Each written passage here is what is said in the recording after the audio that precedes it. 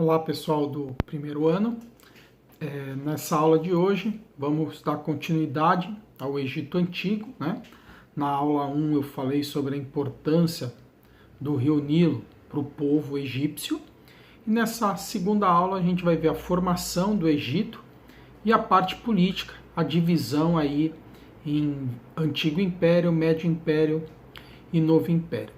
Então essa aula 2 vai ser um pouco mais curta, né? Porque eu resolvi dividir entre política e sociedade num outro vídeo, que vai ser a aula 3. Então, como que vai se dar a formação do Egito, né? Provavelmente povos ali vindos do centro da África foram se deslocando, né? Um deslocamento daqueles povos nômades que nós estudamos lá na pré-história, e foram seguindo o leito do rio Nilo, entrando lá nos desertos africanos.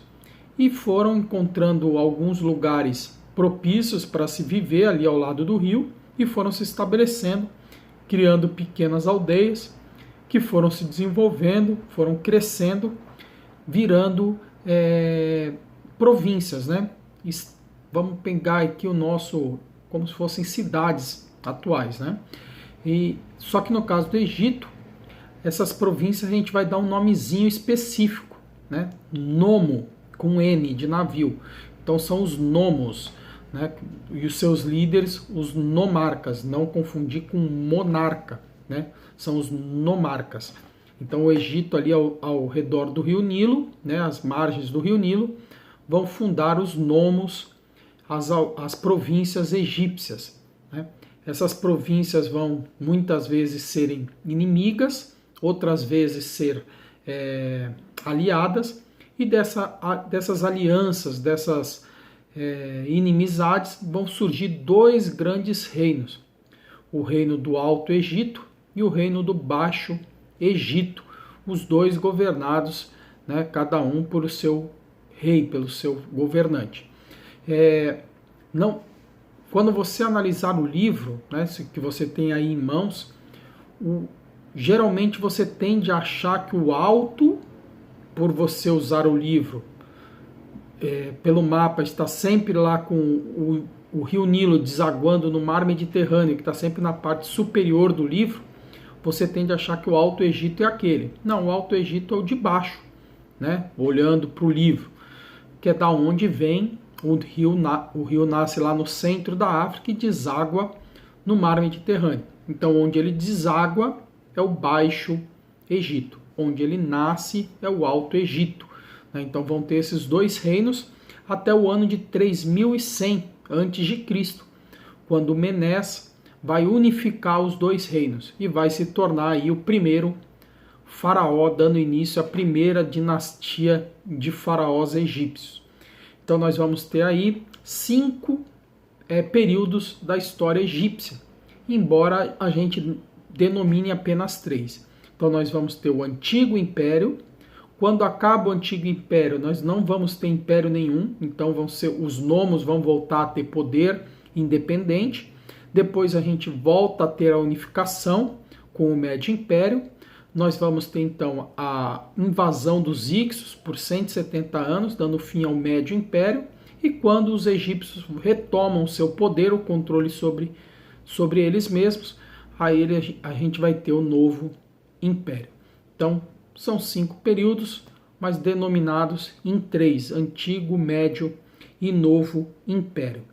Então, durante o Antigo Império, nós vamos ter 42 nomos, né? Então, pense aí num país que nem o Brasil, pense que eles são estados, para facilitar o nosso entendimento. A gente sabe que não são, mas para a gente imaginar aí, dá para ter uma ideia pensando em estado. Esses nomos são as províncias egípcias. Então, durante o Antigo Império, a gente vai ter um período de enorme estabilidade. Então, não vai haver revoltas, grandes revoltas, não vamos ter guerra com nenhum povo vizinho, grande guerra. Então, eles estão estáveis politicamente, o que permite aos faraós desenvolverem economicamente o Egito. Então, o Egito vai enriquecer bastante através do comércio, né? E isso vai ser simbolizado pela construção daquilo que é mais famoso no Egito Antigo, que são as pirâmides, né? Então o faraó constrói a pirâmide para sua vida pós-morte. A gente vai trabalhar isso na próxima aula, a importância da vida após a morte para compreender o povo egípcio, né? Que tudo na vida do egípcio se baseia nesse conceito de que eles terão uma vida pós-morte. Então eles constroem essas pirâmides para guardar seus objetos, né? E lógico que cada governante vai querer se destacar mais que o outro. Então nós vamos ter a construção das 3 grandes pirâmides egípcias, as mais famosas, né? A maior delas, a pirâmide de Quéops, que chega a ter 146 metros de altura, que dá aí um prédio de 48 andares. Então tenta imaginar, naquela época, sem a tecnologia que nós temos hoje, a construção de algo do tamanho de um prédio de 48 andares. Então, como eu disse, esse antigo império vai acabar, né? Os faraós perdem poder, os nomos voltam a ter maior poder, aí a gente vai viver um período descentralizado, e depois a gente entra com o Médio Império, com a volta do poder do faraó. O Médio Império vai ser caracterizado pela cultura, então a grande característica desse grande período da história egípcia vai ser o brilhantismo cultural. O comércio vai ganhar ainda mais força, né, principalmente o comércio com a Núbia, que vai ser a nossa aula 4, né, aí sobre Egito e Reino de Cush. Então o comércio com a Núbia vai ser extremamente importante, e termina esse Médio Império com a invasão dos Hicsos, como eu já adiantei lá no começo do vídeo, uma invasão que vai durar apenas 170 anos, né? Os Hicsos, um povo vindo ali da Ásia Central, né, que nós vimos lá na Mesopotâmia, um dos povos que viviam por ali, tá bom?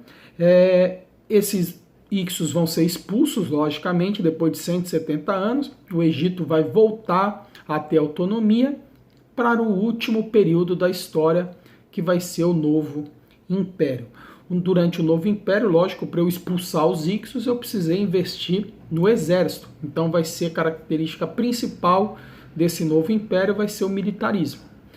E esse militarismo que serviu para expulsar os Hicsos vai continuar existindo para dominar outros povos. Então os egípcios passam a dominação. Vão dominar o povo núbio, né, o reino de Cush, que fica ali colado ao antigo Alto Egito. Então, nossa aula 4 vamos falar sobre eles. Então eles vão ser dominados pelos egípcios, que também vão dominar outros povos ali da região, os fenícios, etc. Então o Egito parte para a sua expansão. Até que em 525 a.C., os persas vão invadir o Egito, e a gente vai ter fim aí a história do Egito Antigo, que vai ser marcada agora pela dominação dos persas, depois dos gregos, dos romanos, dos muçulmanos, e só no século XX o Egito volta a ter autonomia. Então a gente fica por aqui nesse vídeo sobre a política egípcia. Qualquer dúvida a gente tira na nossa aula online. Então na aula 3 eu vou falar sobre a sociedade egípcia. Abraço!